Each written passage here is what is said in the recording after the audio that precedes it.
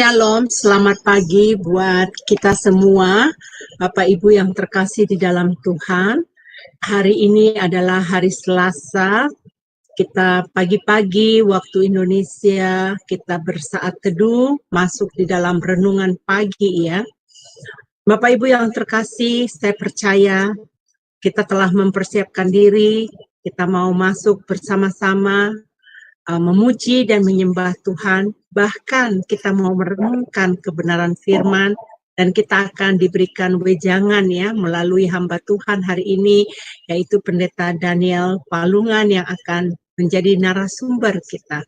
Baik Bapak Ibu yang terkasih, untuk masuk lebih lanjut lagi, mari kita masuk di dalam pujian yang pertama, yaitu Bapa Pegang Tanganku. Dibawakan oleh Ibu Murni, dipersilakan.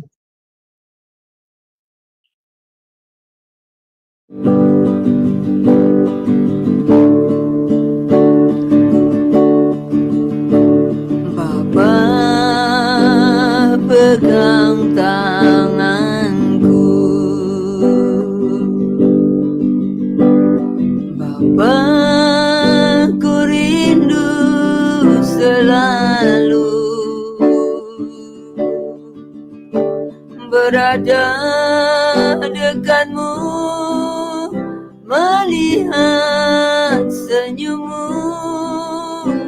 Bapa, ku mengasihimu.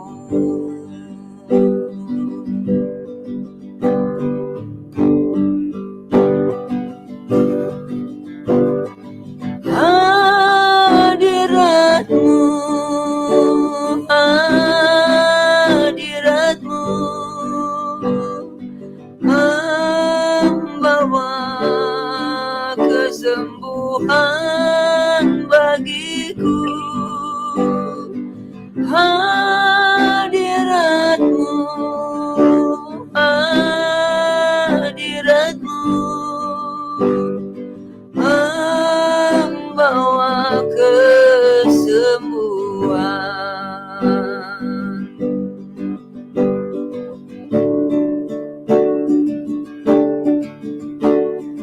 Bapa pegang tanganku,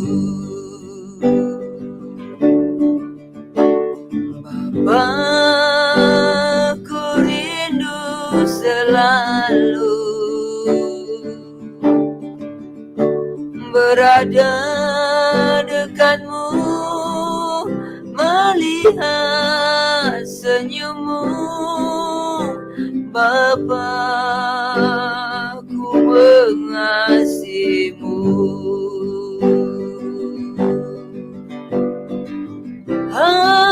Hadiratmu, hadiratmu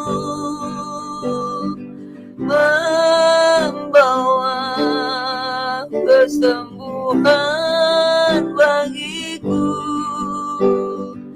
Hadiratmu, hadiratmu membawa kesembuhan.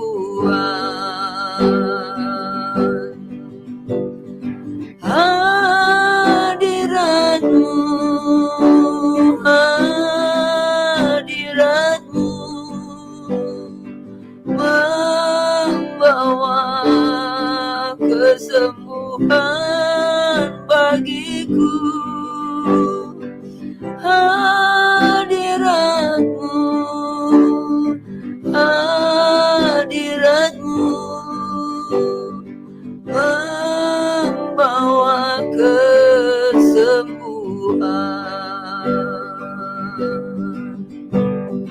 membawa kesembuhan.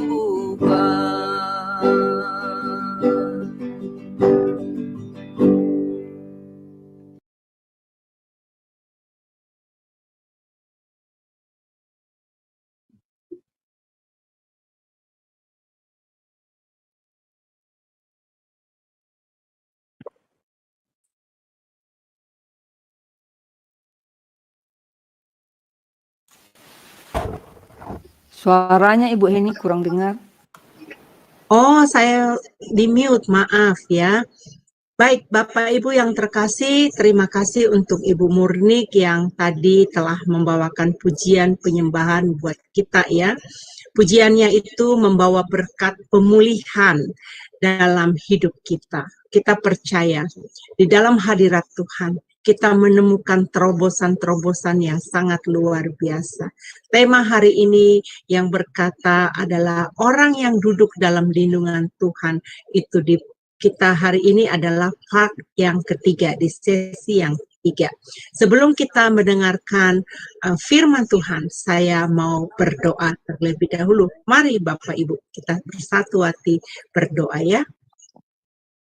Bapa Sorgawi, Bapa yang kami sembah di dalam nama Tuhan Yesus, kami sungguh bangga memiliki Allah yang begitu memperhatikan kebutuhan kehidupan kami. Bapa yang Engkau sungguh mulia, sungguh perkasa, sungguh agung Engkau ya Bapa. Bapa, Engkau mengajari kami untuk hidup bersekutu dengan Engkau. Melalui Zoom Sema Adonai, renungan pagi setiap hari Senin sampai Sabtu ya Bapa. Kami mau Bapa bergaul intim dengan Engkau. Oh Bapa, Engkau telah mengirimkan hamba-hamba Tuhan yang menyampaikan isi hatimu. Bahkan hari ini Tuhan, hamba-Mu Pendeta Daniel Malungan yang baru kembali dari Aceh. Di dalam keletihannya saat ini, dia melayani Engkau ya Bapa. Bapa, kami memohon sebagai umat kudus-Mu, biarlah Bapa kesegaran Engkau berikan kepada hamba-Mu. Mampukan dia Bapa untuk menyampaikan isi hati-Mu, apa yang telah Engkau taruh di dalam hati dan pikirannya ya Bapa. Biarlah bisa dia sampaikan oleh pertolongan Roh Kudus. Bapa, kami tahu bahwa Engkau sungguh dahsyat. Engkau akan mengaruniakan Tuhan kepada hamba-Mu ini. Double portion Tuhan. Berkat-berkat mengalir. Hikmat-Mu ada dalam hidupnya saat ini. Dan biarlah firman itu Tuhan memberikan makanan jasmani dan rohani di dalam kehidupan kami. Karena berkat-Mu Tuhan komplit ya Bapa. Bukan hanya rohani kami, tapi jasmani kami. Dikala kami bersekutu dengan Engkau ya Bapa, ada janji berkat-Mu di dalam kehidupan kami ya Bapa. Bapa Surgawi, ini kami Tuhan, kami menyediakan hati kami membukakan segala keberadaan kami saat ini untuk menerima kebenaran firman-Mu. Terima kasih Bapa, di dalam nama Tuhan Yesus kami mengucap syukur. Haleluya. Amin. Kepada hamba Tuhan, Pendeta Daniel, kami mempersilakan.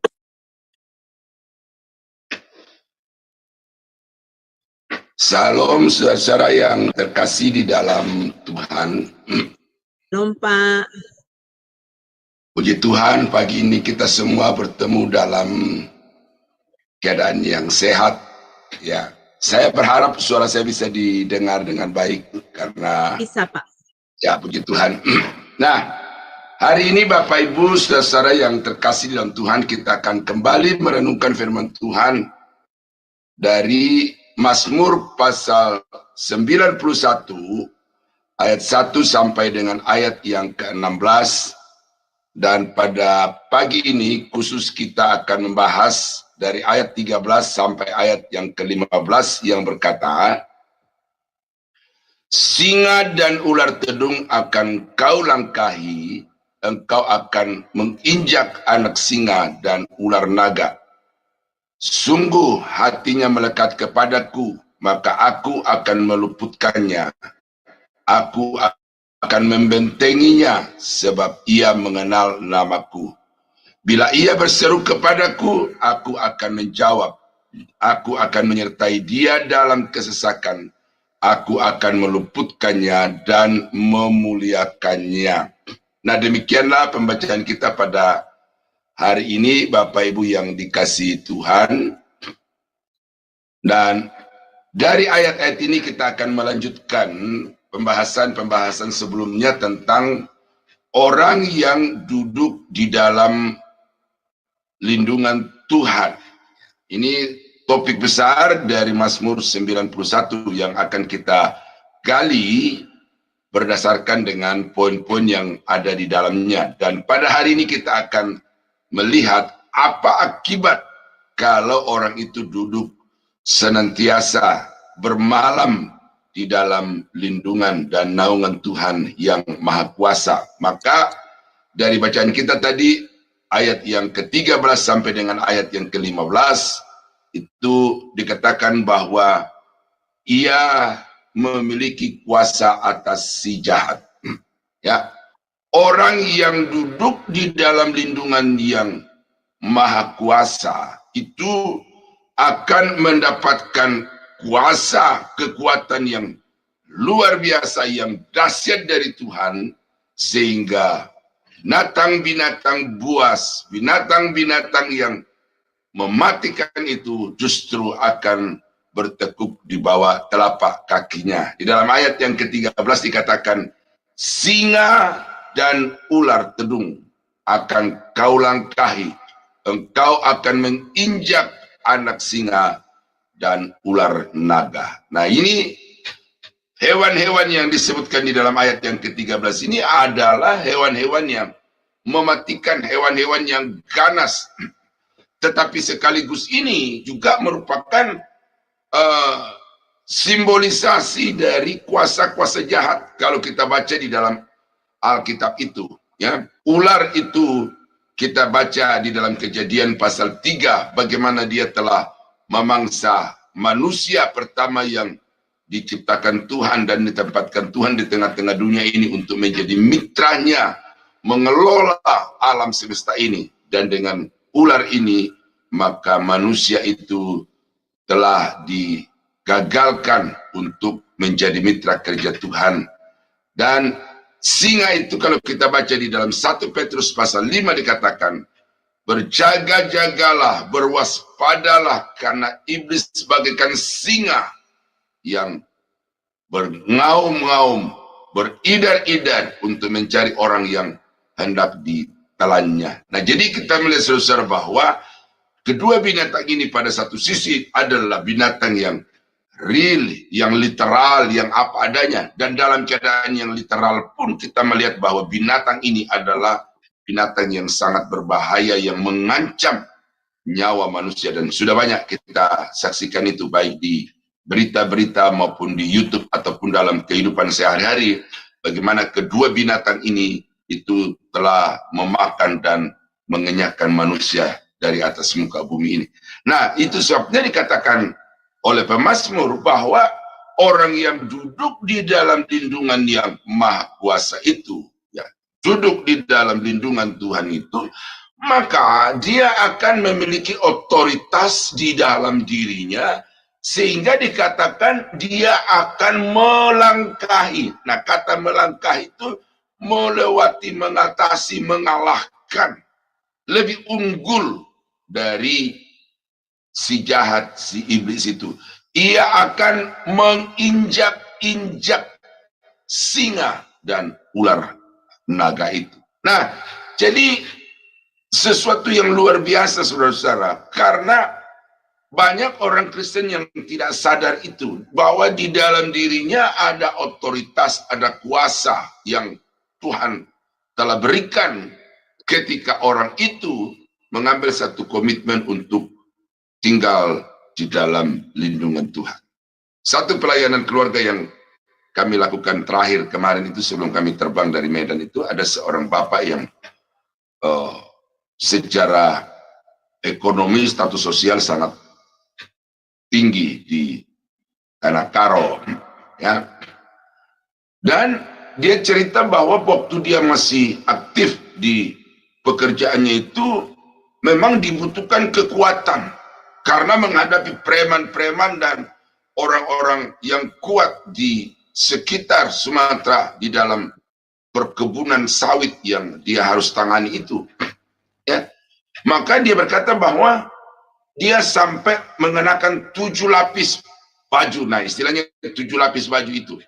Artinya Dia mengenakan kekuatan-kekuatan yang dia bisa dapatkan dari orang-orang pintar untuk melindungi dirinya. Dan dia berkata bahwa betul, sungguh sangat terbukti kewibawaan dari pakaian yang 7 lapis yang dia pakai itu, sehingga tidak ada preman-preman yang bisa tegak berdiri melihat menatap wajahnya kalau ada hal-hal yang merupakan persengketaan di antara mereka.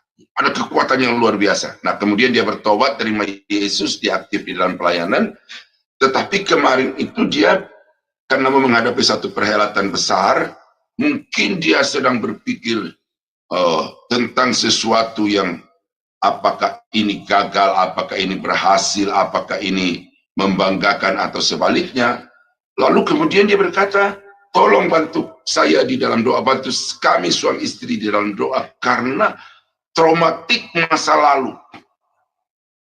Traumatik masa lalu, cerita-cerita dari orang-orang tuanya tentang apa yang dia alami di masa kecil itu dimunculkan kembali oleh iblis di dalam pikirannya, sehingga dia khawatir, dia takut, jangan-jangan ini ada sesuatu yang akan mengancam terjadinya prosesi pernikahan anaknya yang sedang akan berlangsung itu. Nah, dalam situasi itu saya katakan kepada dia dan juga tim mengatakan bahwa tidak perlu takut, tidak perlu gentar untuk menghadapi tantangan kehidupan, pekerjaan kuasa-kuasa jahat yang akan mengacaukan pikiran dan kehidupan dari Bapak itu. Oleh karena apa? Karena di dalam kita ada otoritas. Kuasa yang ada di dalam kita, yaitu Roh Kudus, yaitu firman Allah, yaitu Yesus. Itu lebih besar kuasanya daripada kekuatan yang ada di atas muka bumi ini. Malaikat itu adalah makhluk yang diciptakan oleh Tuhan yang sama sekali tidak punya daya apa-apa untuk melawan Tuhan Yesus, untuk melawan kebenaran firman Allah, dan juga untuk melawan Roh Kudus yang ada di dalam diri saudara. Nah, jadi bernaung di dalam lindungan Tuhan yang Maha Kuasa itu artinya bahwa saudara senantiasa menjadikan Tuhan itu sebagai sandaran hidup saudara, sebagai kekuatan hidup saudara untuk menghadapi hidup ini, dan tidak mengandalkan kekuatan atau pikiran sendiri. Ayat yang ke-10 dari 19 dari Lukas 10 berkata, sesungguhnya aku telah memberikan kuasa kepada kamu untuk menginjak ular dan kalajengking, dan kuasa untuk menahan kekuatan musuh, sehingga tidak ada yang akan membahayakan kamu. Nah, ini kisah tentang Yesus mengutus murid-muridnya itu, lalu sesudah pelayanan mereka kembali dengan laporan yang begitu menggembirakan, bahwa bahkan kami melihat itu iblis seperti api jatuh dari langit itu. Nah, apa sebabnya mujizat-mujizat seperti itu terjadi di dalam kehidupan para murid? Adalah karena mereka dilengkapi dengan kuasa. Nah, hal ini saya sampaikan kepada Bapak Ibu, saudara-saudara yang terkasih, karena ada banyak orang sekarang ini yang menganggap bahwa pendeta A hanya pendeta B, hanya pendeta C yang bisa mendoakan orang sakit dan orang sakit sembuh. Hanya orang-orang tertentu yang diberi karunia untuk mendoakan orang-orang kerasukan setan, dan setan itu akan dilepaskan. Dan anehnya lagi juga ada banyak pendeta-pendeta yang memposisikan diri sebagai orang yang punya otoritas itu selalu. Sehingga kalau ada orang-orang yang kerasukan setan itu, dia mempromosikan diri, mengiklankan diri untuk mengatakan saya bisa mengusir setan-setan itu. Itu sesuatu yang over. Tetapi yang saya mau katakan kepada Bapak Ibu adalah bahwa asalkan saudara percaya Yesus itu sebagai Tuhan dan Juru Selamat, asalkan saudara senantiasa merendahkan hati di bawah tangan Tuhan yang kuat, maka bukan hanya pendeta, bukan hanya aktivis gereja, tetapi saudara pun bisa mengalahkan dan menghancurkan pekerjaan setan itu. Nah, oleh karena itu maka sebagai jemaat Tuhan, saudara harus senantiasa mempertaruhkan hidup saudara ke dalam tangan Tuhan yang maha kuat dan penuh kuasa itu. Itu yang pertama pada pagi hari ini, bahwa orang yang duduk di dalam lindungan Tuhan, dia akan menang atas serangan kuasa-kuasa jahat. Nah, yang kedua, di dalam ayat yang ke-15, ayat yang ke-15 dikatakan, bila ia berseru kepadaku, aku akan menjawab. Aku akan menyertai dia di dalam kesesakan, aku akan meluputkannya dan memuliakannya. Nah, di dalam ayat yang ke-15 ini ada beberapa poin yang harus saya uraikan satu demi satu. Maka khusus untuk 15a ini saya beri judul, orang yang duduk di dalam lindungan Tuhan yang Maha Kuasa itu doanya dikabulkan oleh Tuhan.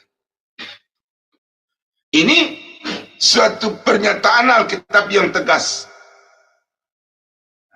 Dan ini konsisten dari perjanjian lama sampai kepada perjanjian baru, bahwa orang-orang yang doanya akan dikabulkan bukan orang yang duduk berjam-jam di hadirat Tuhan atau di dalam suasana doa, bukan orang yang berdiri angkat tangan tinggi-tinggi kemudian berteriak-teriak meminta pertolongan kepada Tuhan saja, ya itu kata saja gitu ya.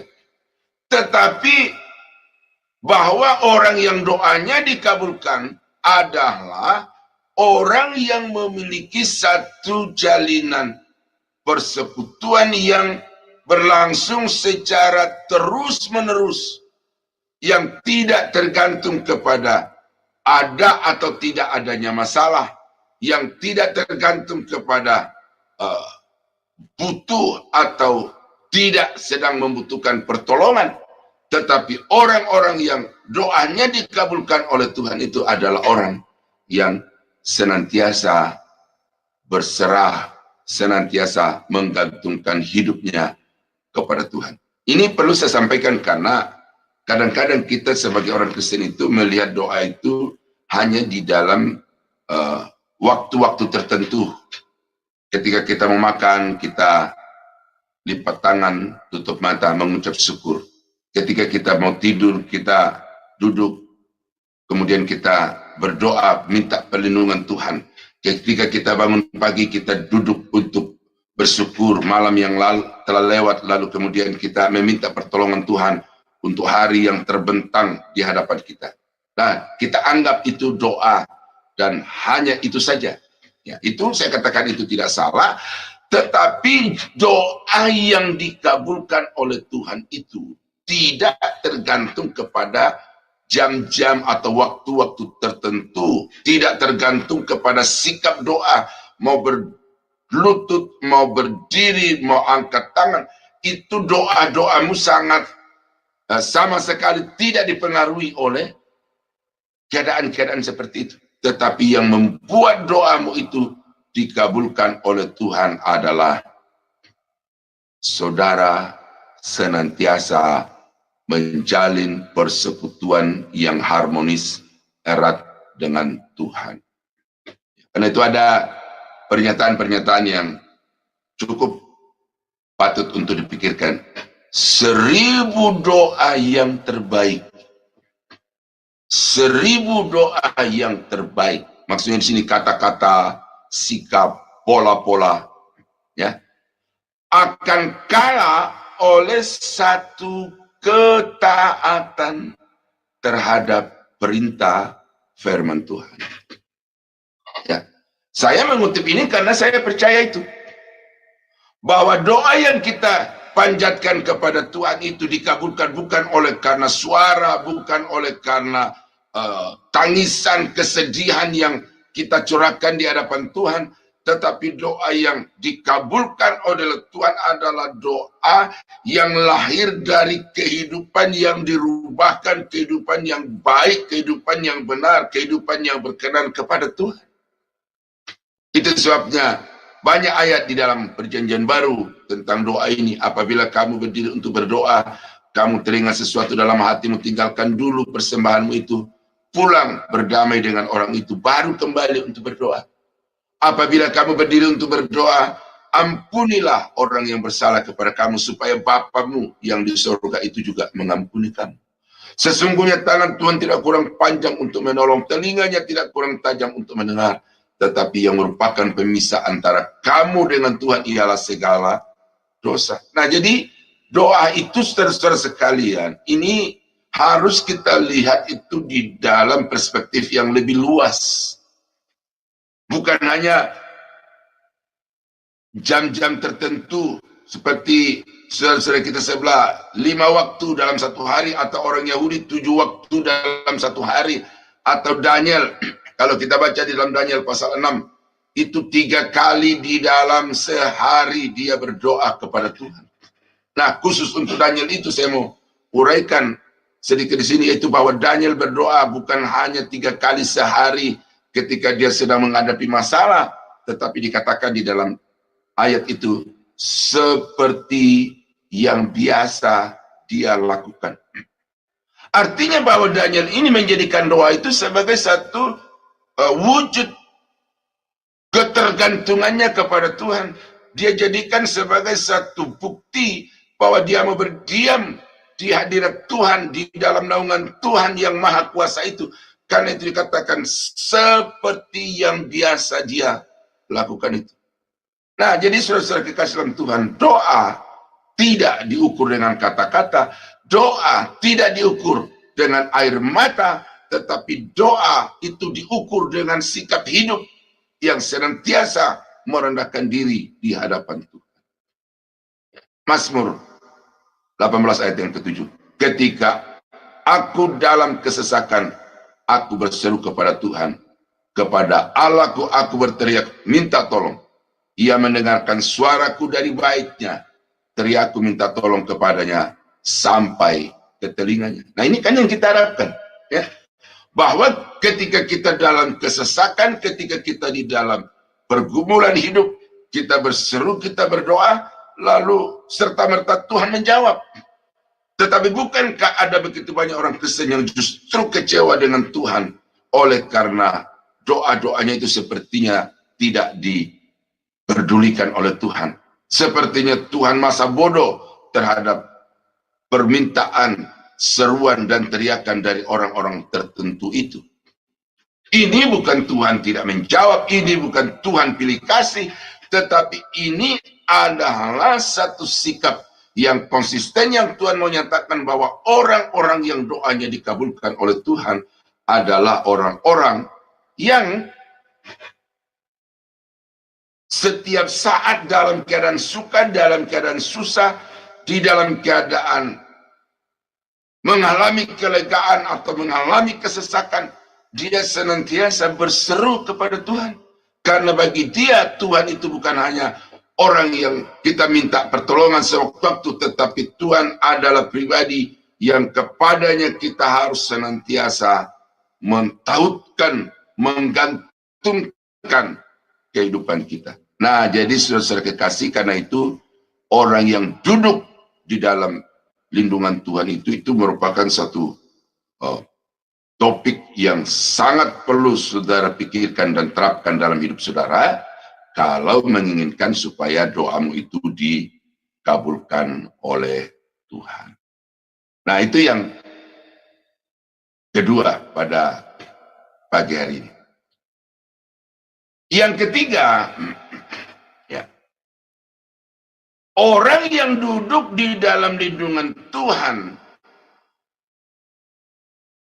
yang berkemah, yang bermalam di dalam naungan Tuhan yang Maha Kuasa itu dikatakan akan mendapat kekuatan dalam kesesakan. Akan mendapat kekuatan di dalam kesesakan. Ini satu hal yang berbeda dari poin selanjutnya, yaitu akan meluputkan dari kesesakan. Ini kekuatan ini, saudara, sesuatu berkat yang luar biasa yang kadang tidak disadari oleh banyak orang Kristen. Dia berpikir bahwa berkat Tuhan itu adalah dilepaskan saja dari masalah-masalah persoalan. Ya. Berkat Tuhan atau pertolongan Tuhan itu hanya ketika kita butuh sesuatu, maka sesuatu itu serta-merta diberikan oleh Tuhan. Tetapi kekuatan di dalam kesesakan itu adalah berkat yang luar biasa. Saya mau kasih satu contoh konkretnya. Kami dalam perjalanan misi ini butuh dana yang besar. Ya, untuk makan, untuk transport, lalu untuk memberikan konsumsi kepada anak-anak sekolah yang kami layani, orang-orang dalam penjara yang kami layani, dan juga jemaat-jemaat yang hadir untuk ikut seminar. Butuh dana yang besar. Nah, kami berdoa, kami berangkat dengan dana yang masih kurang. Tapi dengan iman dan puji Tuhan, ketika kami kembali kemarin itu, kami coba diskusi, itu ternyata ada kelebihan. Nah, itu dijawab seketika. Tetapi ada sesuatu berkat yang mungkin teman-teman tidak tahu, tetapi kemudian akhirnya dikasih tahu bahwa ketika kita dalam pelayanan perjalanan melintasi jarak yang begitu jauh, kemudian dengan situasi perjalanan yang begitu melelahkan, ya, dari pagi sampai malam kita melayani, itu dari manakah kita mendapatkan kekuatan itu?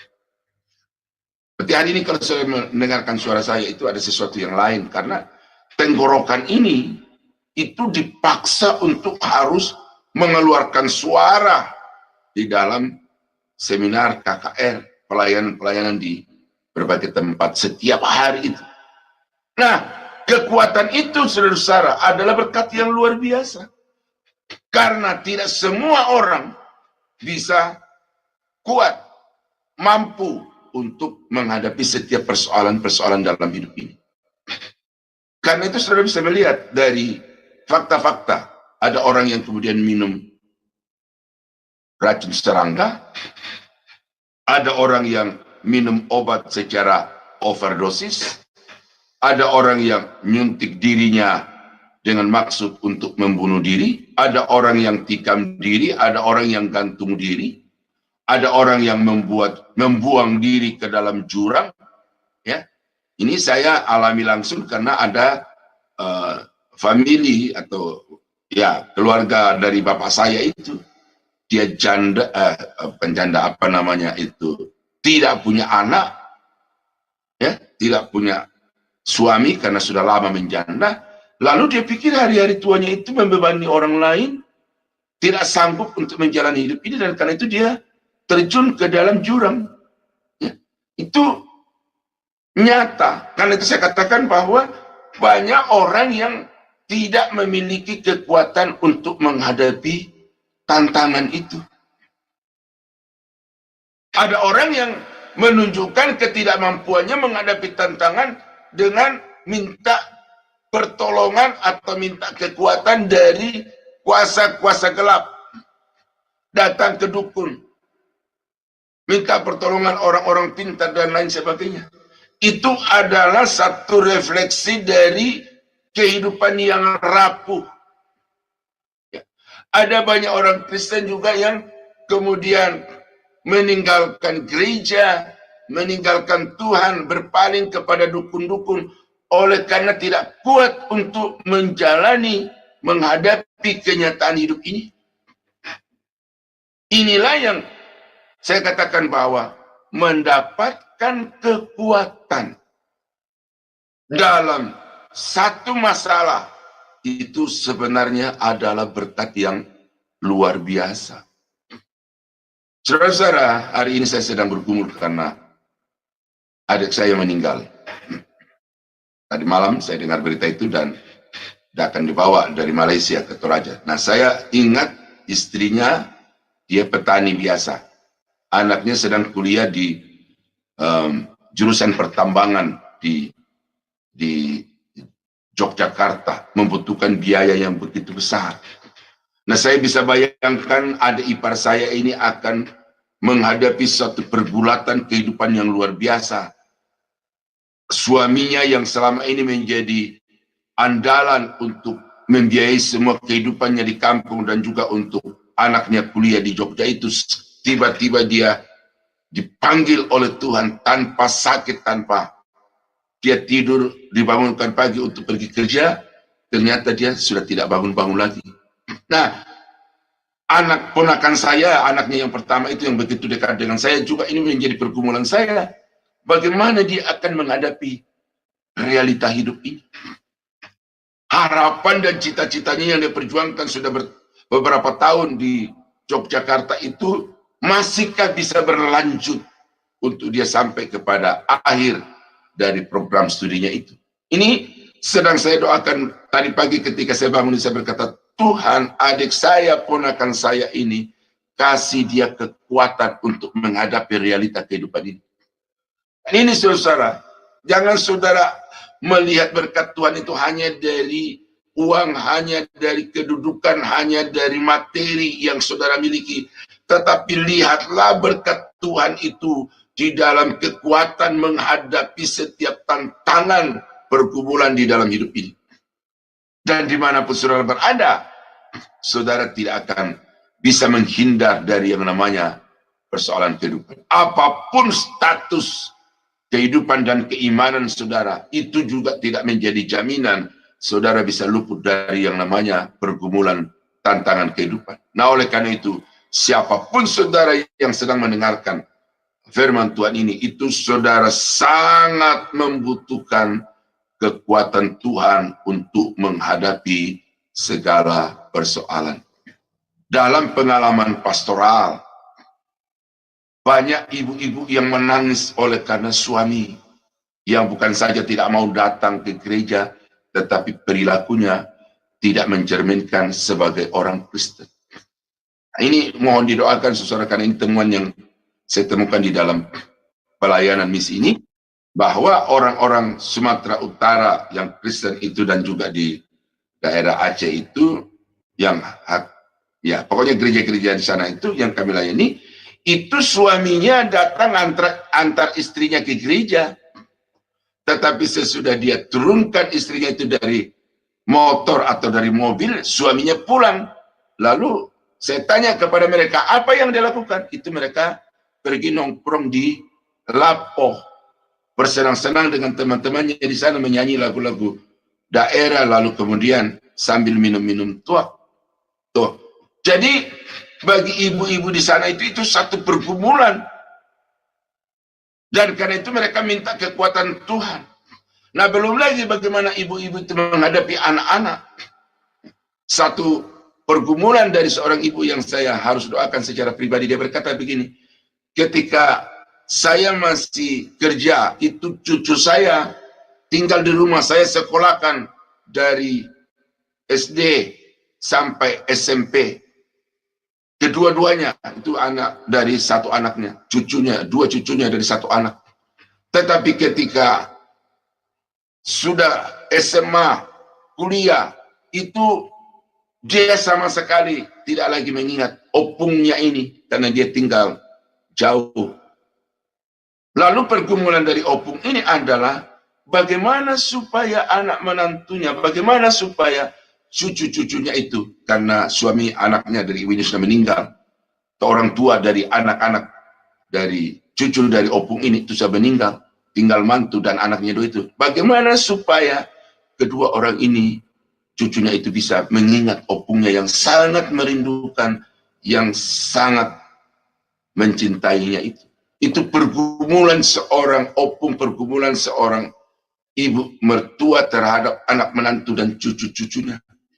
Belum lagi menghadapi anak-anak yang nakal, cucu-cucu yang nakal. Bukankah itu merupakan satu pergumulan nyata di dalam kehidupan setiap orang? Dan ada banyak orang yang tidak kuat untuk menghadapi itu.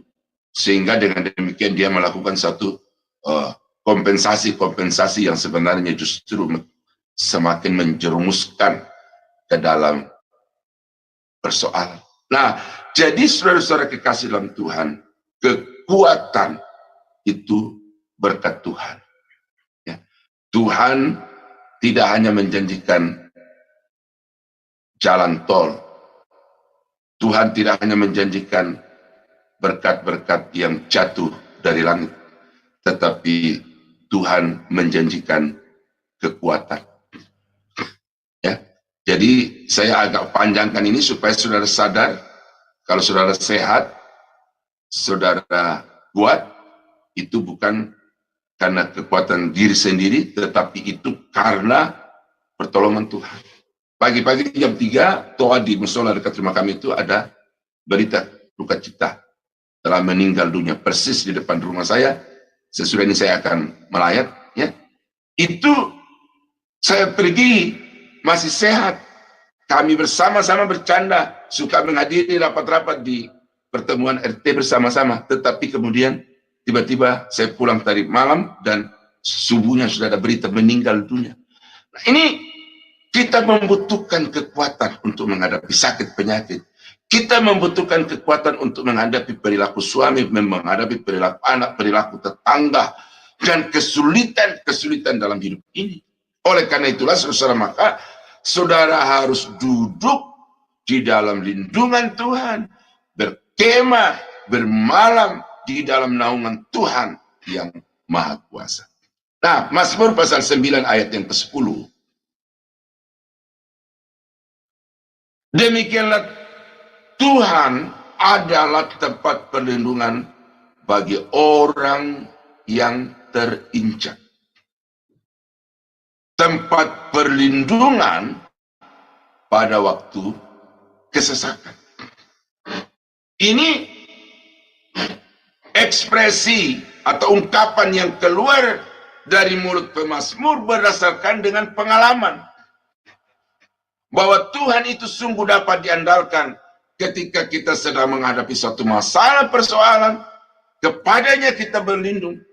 Ketika ada kesesakan menerpa melanda kehidupan, maka Tuhan adalah tempat perlindungan. Karena itu banyak mazmur yang kemudian melahirkan lagu-lagu rohani yang sangat menguatkan bahwa Tuhan itu gunung batu, Tuhan itu tempat perlindungan, Tuhan itu kota benteng dan lain sebagainya. Dan saudara, karena itu maka ketika saudara sedang menghadapi satu masalah persoalan hidup, jangan lari kepada siapapun. Saudara boleh punya koneksi jenderal-jenderal, saudara boleh memiliki perusahaan yang raksasa, saudara boleh memiliki segala sesuatu di dalam hidup ini, tetapi kalau Tuhan tidak memberi kepada saudara kekuatan, maka masalah yang paling kecil sekalipun, saudara pasti akan keok atau terkalahkan. Nah, karena itu maka orang yang duduk di dalam lindungan Tuhan akan mendapat kekuatan. Ini gambar yang menjadi background dari PPT ini. Yesus menghampiri murid-muridnya yang pada saat itu sedang diombang-ambingkan oleh gelombang yang dahsyat dan mereka mengalami kepayahan yang luar biasa, kesulitan yang luar biasa untuk bisa mengatasi masalah itu. Dan ketika sedang dalam situasi yang begitu kalut, maka Tuhan datang dan mengulurkan tangan untuk menedukkan laut itu, kemudian memberikan kelegaan kepada murid-muridnya. Nah, saudara-saudara yang kekasih di dalam Tuhan, hidup ini akan terus berjalan. Ya, tidak ada sesuatu yang baru, kata pengkhotbah. Ya, apa yang sudah terjadi, sudah pernah terjadi dan akan terjadi. Apa yang sedang ada, sudah ada sebelumnya. Artinya bahwa dinamika kehidupan itu akan selalu diwarnai dengan pergumulan demi pergumulan. 1001 macam pergumulan ada terpampang di hadapan saudara. Dengan siapakah, dengan apakah, bagaimanakah saudara akan menghadapi tantangan yang terpampang, yang bagaikan gunung yang begitu tinggi yang saudara tidak bisa atasi dengan kekuatan sendiri. Maka sebagai hamba Tuhan pada hari ini saya sampaikan kepada saudara, tidak ada tempat lain yang saudara bisa mendapatkan keteduhan kecuali di dalam naungan Tuhan yang Maha Kuasa, dalam lindungan Tuhan yang Maha Kasih itu.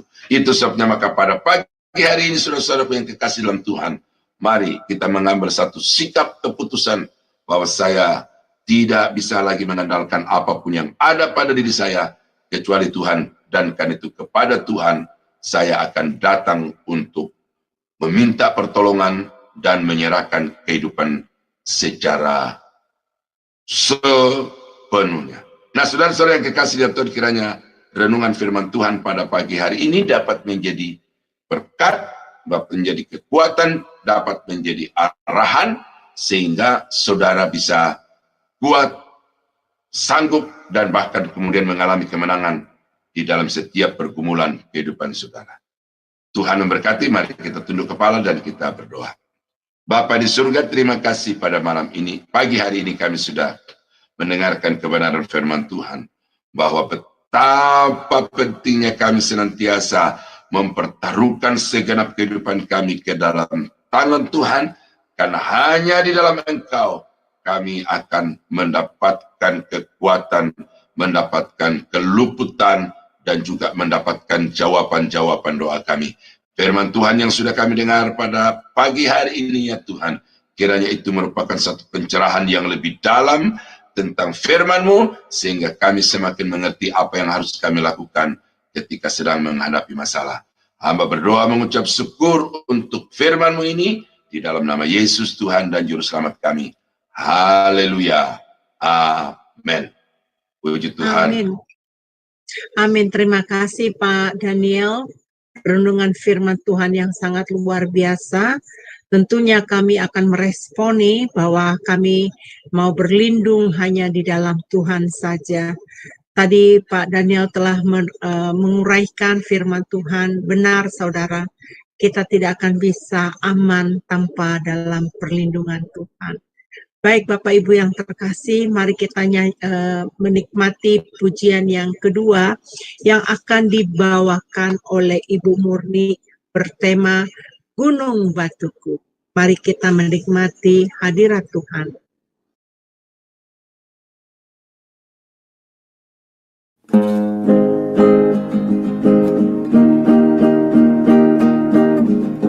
Bahwa Tuhan juga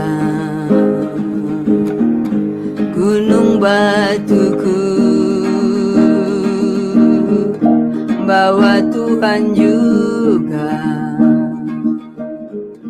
kota bentengku, bahwa Tuhan juga penolongku, yaitu Allahku dan gunung batuku, bahwa Tuhan juga gunung batuku, bahwa Tuhan juga kota bentengku, bahwa Tuhan juga penolongku, yaitu Allahku dan gunung batuku. Aku percaya akan Dia, batu perisaiku. Aku percaya akan Dia, tanduk selamatku. Aku percaya akan Dia, tempat perlindungan, tempat perlindunganku yang tinggi. Bahwa Tuhan juga gunung batuku, bahwa Tuhan juga kota bentengku, bahwa Tuhan juga penolong, yaitu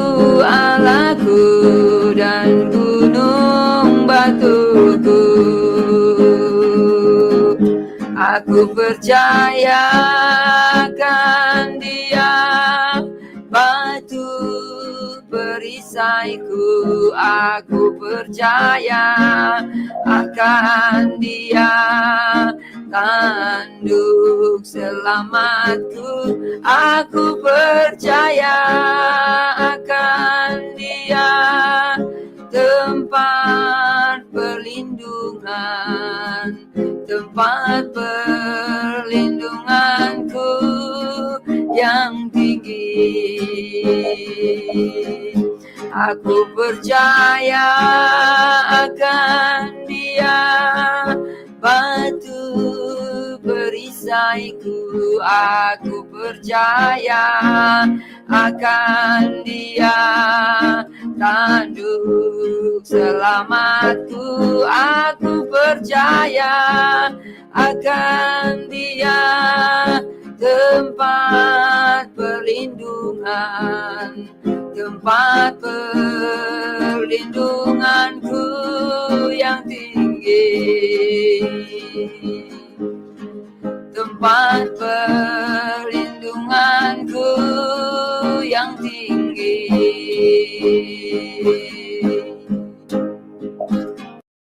Amin, amin. Kita mengaminkan ya pujian itu ya, bahwa hanya Tuhan gunung batu kita. Bapak Ibu yang terkasih, besok hari Rabu kita akan berkumpul bersama-sama lagi di Jum Sema Adonai pukul 5.30 pagi. Besok akan dilayani oleh Pendeta Dedi Kurniawan yang bertema menguasai diri dalam segala hal. Ya, baik Bapak Ibu, kita akan mempersiapkan diri kita untuk menerima berkat dari hamba Tuhan, Pendeta Daniel Palungan. Dipersilakan, Pak. Bapa di surga, terima kasih untuk pimpinanmu di dalam renungan pagi Sema Adonai hari ini, karena Tuhan sudah memberkati kami melalui puji-pujian, juga melalui kebenaran firman-Mu. Sementara kami akan berpisah dari ruangan ini, kami akan kembali kepada aktivitas rutin kami setiap hari. Kiranya tangan Tuhan yang kuat menyertai kami, sehingga apa yang kami kerjakan hari ini dapat berhasil untuk kemuliaan nama Tuhan. Kami berdoa untuk Sema Adonai dan semua orang yang terlibat di dalamnya, supaya Tuhan tetap memakai dengan kuasa-Mu yang heran, sehingga melalui Sema Adonai maka Injil Kerajaan Allah itu disebarluaskan kepada segala bangsa, baik sekarang maupun di masa yang akan datang. Kami berterima kasih bahwa Tuhan juga selalu memberi kesempatan untuk kami boleh bersekutu dengan Tuhan melalui doa-doa, puji-pujian, dan juga melalui kebenaran firman-Mu. Kami akhiri renungan pagi Sema Adonai di dalam nama Yesus Tuhan dan Juru Selamat kami. Saudara-saudara yang dikasihi Tuhan, kiranya anugerah dari Allah Bapa, damai sejahtera dari Tuhan kita Yesus Kristus, serta persekutuan kuat kuasa Roh Kudus menyertai kita sekalian dari sekarang sampai selama-lamanya. Dalam nama Yesus, kami akhiri renungan pagi Sema Adonai pada hari ini. Haleluya. Amin. Amin. Amin. Terima kasih Pak Daniel atas kesempatan Bapak melayani kami, dan baiklah teman-teman semua, baik yang di Zoom maupun yang di live streaming yang bersama-sama kami. Ingat, apabila Anda menginginkan doa ditopang, jangan sungkan-sungkan untuk memberitahukan kepada kami, karena kami akan membawakan doa-doa syafaat setelah renungan pagi hari Senin dan hari Sabtu ya. Baik, Tuhan Yesus memberkati, sampai ketemu besok pagi.